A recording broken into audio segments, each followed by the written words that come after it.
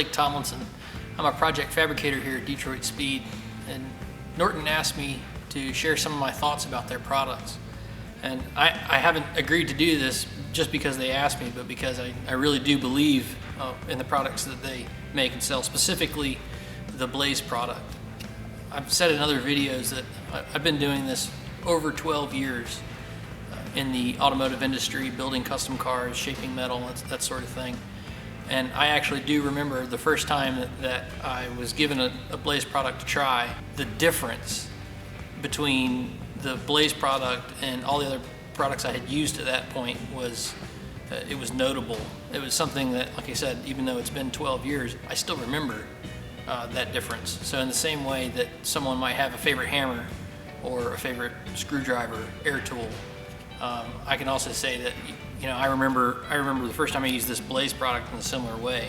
This product, the ceramic product, lasts so much longer than a regular disc.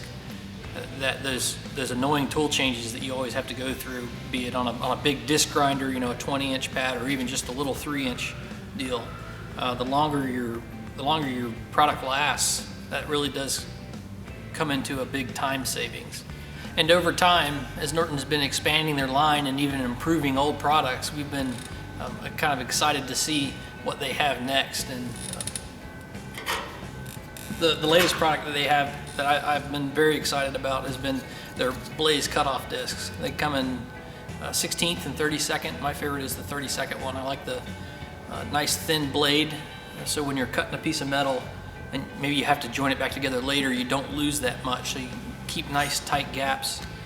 Tool changes are such a drag not to be able to put it any other way. And so especially with a tool like this, you got 2 wrenches, you have to go find your wrenches, you have to bust them loose, you have to put the new part on, and so every time you have to do that, that time adds up.